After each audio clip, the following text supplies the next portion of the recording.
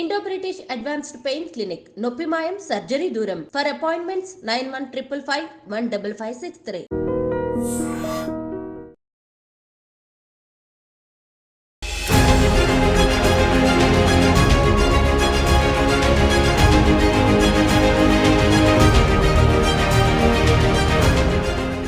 అందరికీ నమస్కారం. నేను Swaroopa Potlapalli. Welcome to I dream.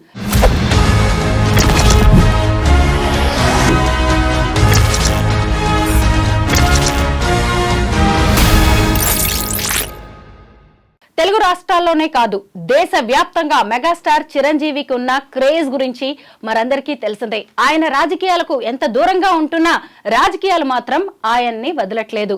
Megastar Chiranjeevi political గా రీ ఎంట్రీ ఇవ్వబోతున్నారు. ఈ మధ్య కాలంలో జరిగిన పరిణామాలు చూస్తే నిజంగానే ఆయన రాజకీయాల్లోకి మళ్ళీ రాబోతున్నట్టుగా తెలుస్తోంది. ప్రస్తుతం నాతో పాటు senior journalist, political analyst Kiran Poludasu గారు ఉన్నారు. ఆయనతో మాట్లాడదాం. హలో కిరణ్ గారు. నమస్తే. నమస్తే. బాగున్నాను. కిరణ్ గారు, మీరు కూడా చూశారు, సంక్రాంతి సంబరాల సందర్భంగా ఢిల్లీలో కేంద్ర మంత్రి కిషన్ రెడ్డి గారి ఇంట్లో ఒకవైపు ప్రధానమంత్రి నరేంద్ర మోదీ, ఇంకొక వైపు మెగాస్టార్ చిరంజీవి మెరిశారు. ముఖ్యంగా ప్రధానమంత్రి చిరంజీవికి ఇచ్చిన ఇంపార్టెన్స్ ని అందరూ గమనించారు. జ్యోతి ప్రజ్వలన సమయంలో ఒక ఒత్తి ప్రధానమంత్రి వెలిగిస్తే ఇంకొక ఒత్తేమో ఈయన మెగాస్టార్ వెలిగించారు. ఇద్దరు కలిసే కూర్చొని పండుగ సంబరాలని తిలకించారు.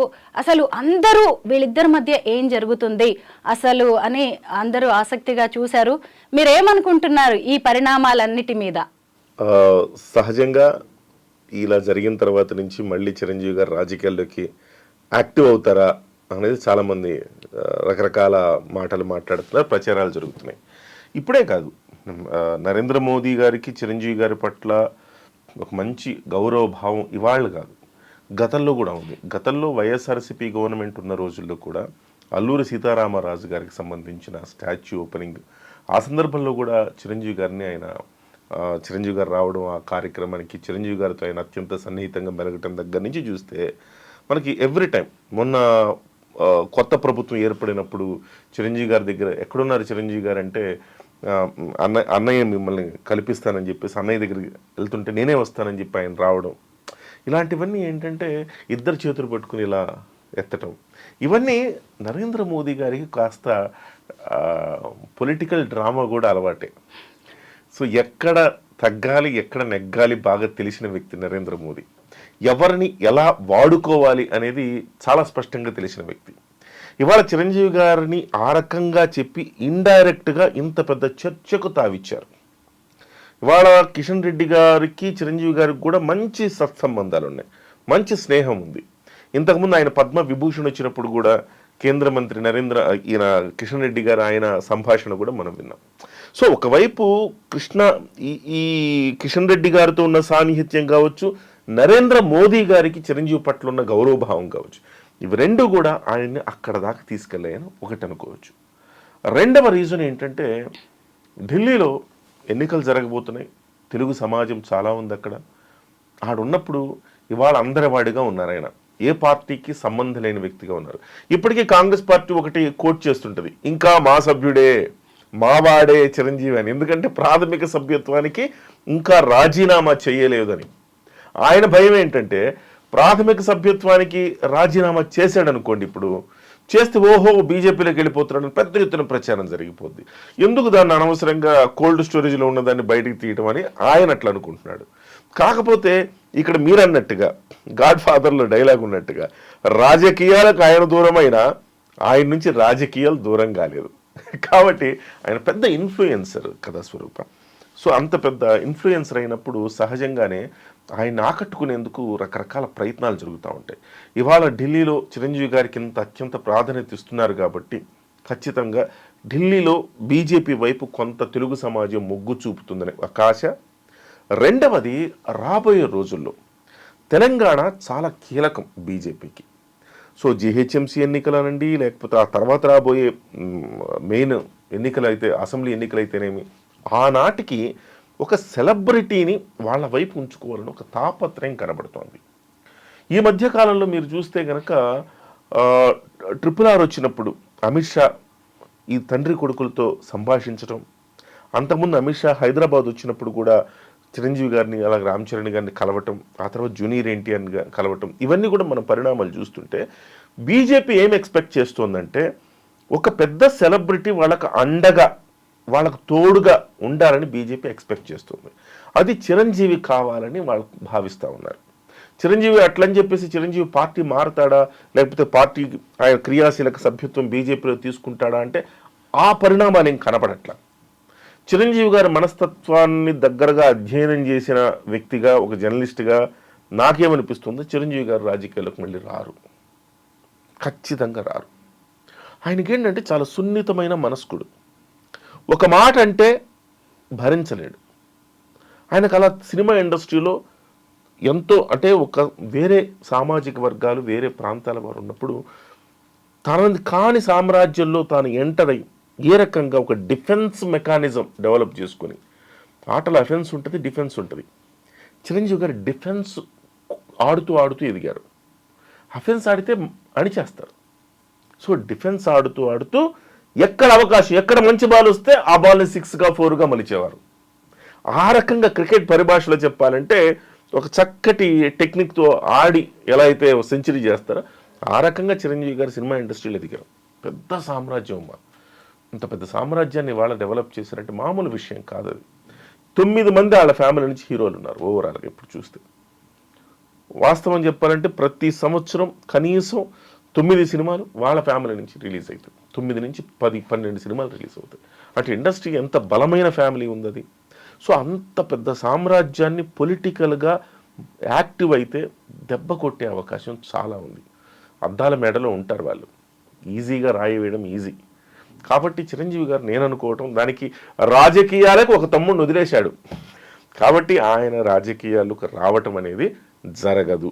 కాకపోతే బీజేపీ ఆశిస్తున్నట్టుగా బీజేపీకి ఇండైరెక్ట్గా మద్దతుగా బీజేపీ చేసే కార్యక్రమాలని కాస్తో కూస్తో ప్రశంసిస్తూ అక్కడ ఇక్కడ 4 మాటలు చెప్తూ ఓహో బీజేపీకి అసోసియేట్ అయ్యాడేమో అనిపించేలాగా ఉంటాడు. కానీ అంటున్నట్టు తామరాకు మీద నీటి బొట్టులాగా తిరుగుతూ ఉంటాడు అంతే.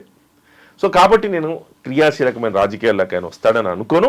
చాలామంది అంటున్నారు రాజ్యసభ రకరకాల అవన్నీ నేను అనుకోను. కానీ బట్ రాబోయే రోజుల్లో ఒక ఢిల్లీ ఎన్నికలు కావచ్చు, తెలంగాణలో ప్రభావం, తెలంగాణకి పవన్ కళ్యాణ్ గారు పూర్తి స్థాయిలో ఇక్కడికి వస్తారు చేస్తారని నేను అనుకోను.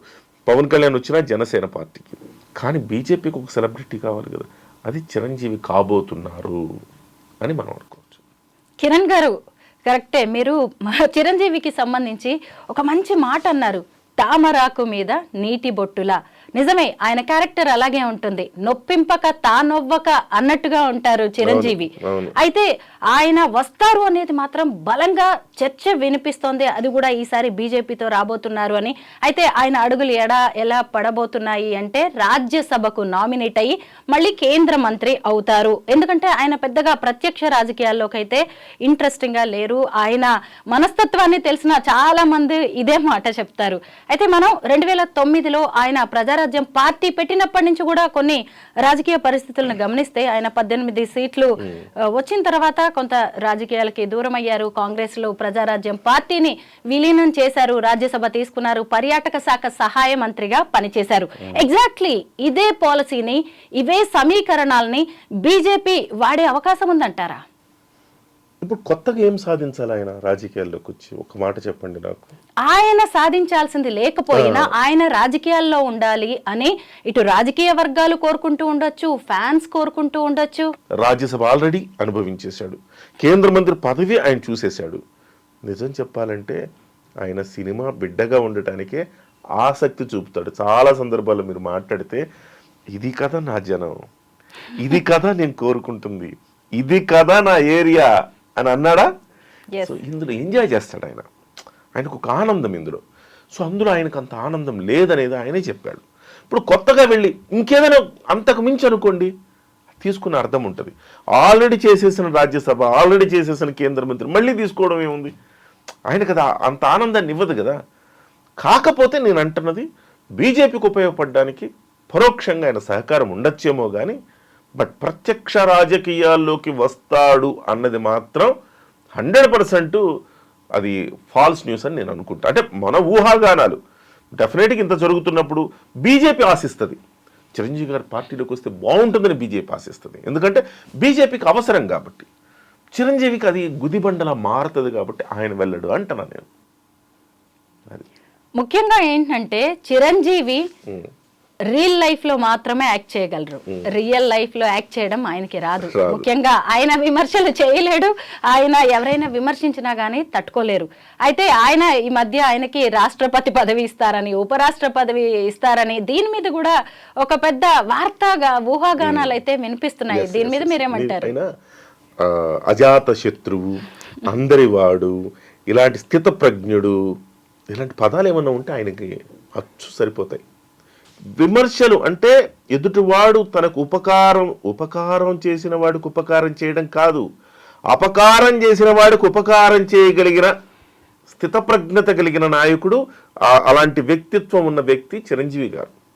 కాబట్టి సో ఆయన అట్లాంటి వాడు ఇప్పుడు మళ్ళీ రాజకీయాల్లోకి వస్తాడని నేను అనుకోను. రెండవది మీరు అన్నట్టుగా ఉపరాష్ట్రపతి రాష్ట్రపతి అంటే మేబీ గుర్రము ఎగరాను వచ్చు.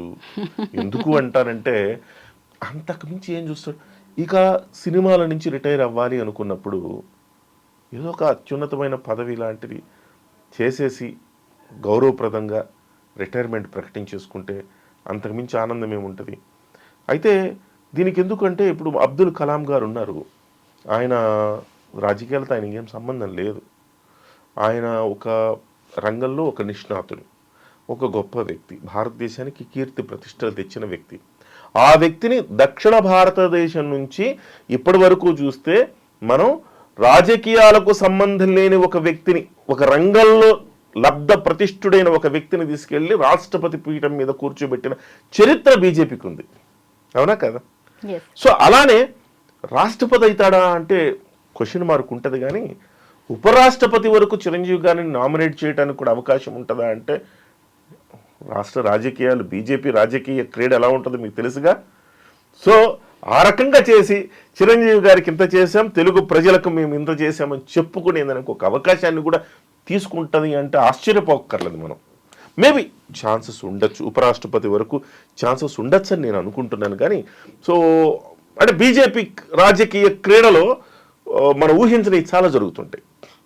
బీహార్ ఎన్నికలు అనగానే 2 లక్షల ఛాన్సెస్ ఉండొచ్చు అని నేను అనుకుంటున్నాను. కానీ సో అంటే బీజేపీ రాజకీయ క్రీడలో మనం ఊహించని చాలా జరుగుతుంటాయి. బీహార్ ఎన్నికలు అనగానే 2 లక్షల కోట్ల రూపాయల ప్యాకేజ్ మనకు అవసరం.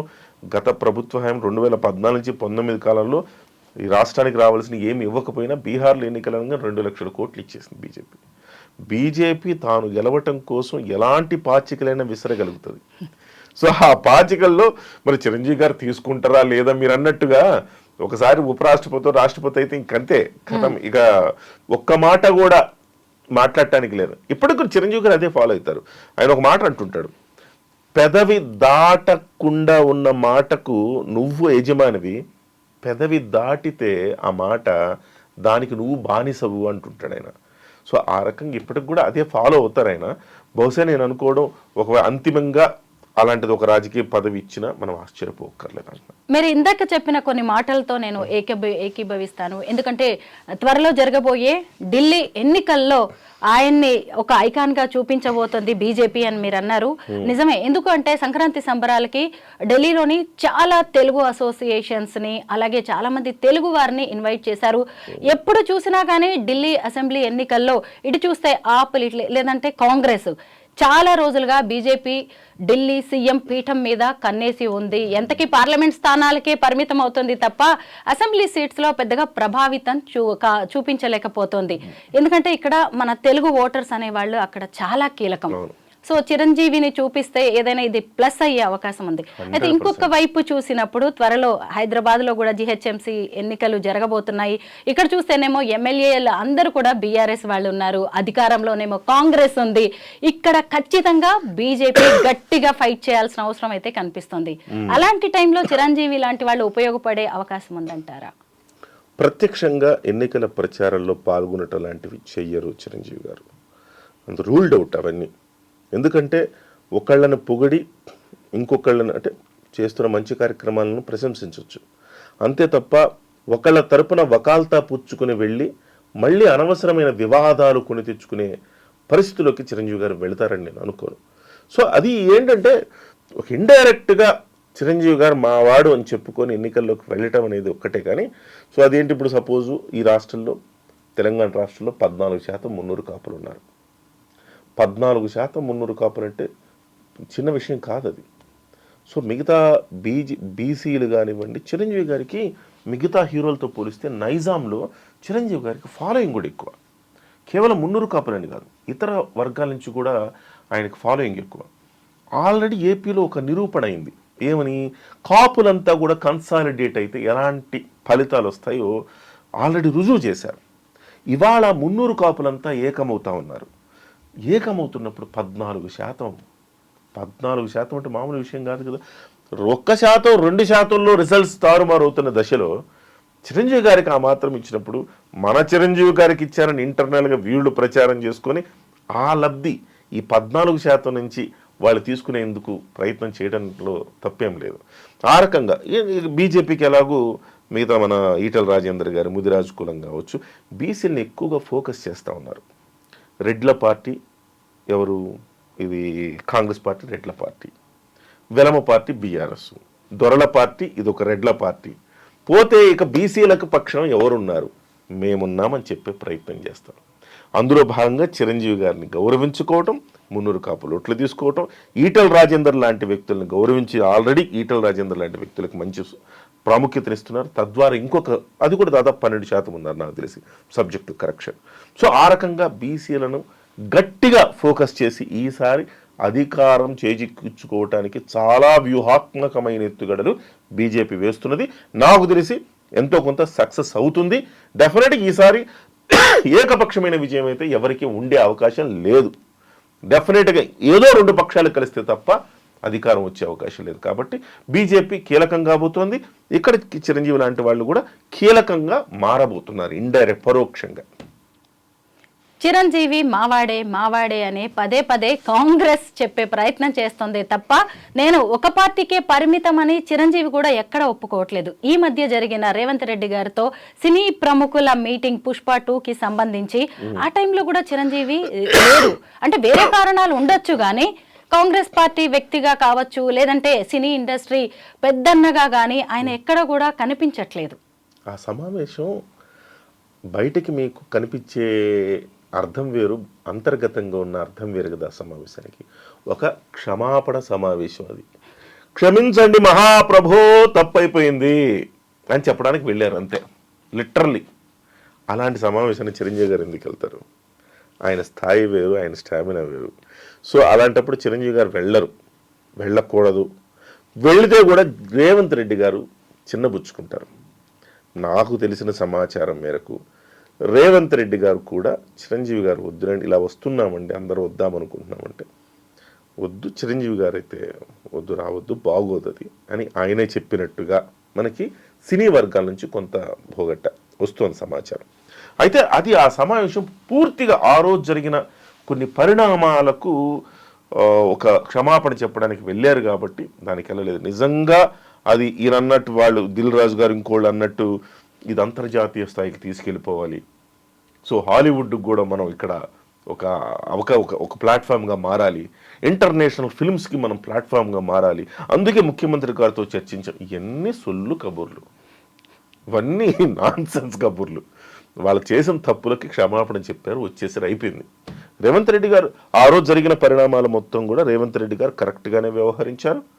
సినిమా ఇండస్ట్రీ నుంచే పొరపాటు జరిగింది, సరిదిద్దుకున్నారు, మళ్ళీ ప్యాచప్ అయిపోయింది ఇప్పుడు. సో నెక్స్ట్ ఏదైనా సమావేశం చూడండి, చిరంజీవి గారు వెళ్ళకపోతే సమావేశం ఉంటుందా? ఉండదు. చిరంజీవి గారే నాగార్జున గారిని కూడా పంపించారు. నాగార్జున గారు కూడా ఉంచండి మీ టీంలో, ఆయన కూడా ఉండనేయండి. ఎందుకు నాగార్జున గారు కన్వెన్షన్ సెంటర్ కొట్టేసిన తర్వాత ఈయన కోర్టుకి వెళ్ళిన తర్వాత రేవంత్ రెడ్డి వర్సెస్ నాగార్జున అన్న ఫీలింగ్ మన మీడియాలో రావటం, ఇవన్నీ సరైన పరిణామాలు కాదు కదా. ఒక ప్యాచప్ ఉంటుంది. మనకిప్పుడు రాజకీయ పార్టీలతోటి మనకు వైరం వద్దని చిరంజీవి గారు సజెస్ట్ చేసి నాగార్జున గారికి అవసరం లేదు ఆ రోజు. ఎందుకు అవసరం లేదంటే వెంకటేష్ గారికి అవసరం, సినిమా ఉంది కాబట్టి వెంకటేష్ గారికి అవసరం. మిగతా చూడండి, సంబంధం లేని వ్యక్తి ఒకళ్ళు నాగార్జున గారు కనపడతారు అక్కడ, కారణం ఏంటంటే ఒక ప్యాచప్ అయిపోతే ఇబ్బంది ఉండదని ఆయన వెళ్ళారు. సో అందుకోసమే చిరంజీవి గారు వెళ్ళలేదు. చిరంజీవి మొత్తానికి కాషాయ కండువా కప్పుకుంటారా లేదా అనేది ఇంకా తేలకపోయినా మొత్తానికి అయితే ఆయన అడుగుల్ని కప్పుకోరు. ఇలాంటి రాజకీయ విశ్లేషకులు చెబుతున్నా గానీ అసలు ఎందుకంటే కాకపోతే బీజేపీ వ్యక్తిగా మాత్రం ప్రొజెక్ట్ చేసే ప్రయత్నం అయితే జరుగుతుంది. ఎస్, ఈ ఇటీవలి కాలంలో ఏడాది కాలంగా జరుగుతున్న పరిణామాలు చిరంజీవిని వాడేస్తుంది. అయితే ఆ వాడుకోవడానికి కూడా చిరంజీవి అభ్యంతరం చెప్పడు. ఓకే, ఇంకా ఆయనకి ఏంటంటే వాడుకున్న వాళ్ళకి వాడుకున్నంత. Thank you so much Kiran garu, చాలా మంచి విశ్లేషణ అందించారు.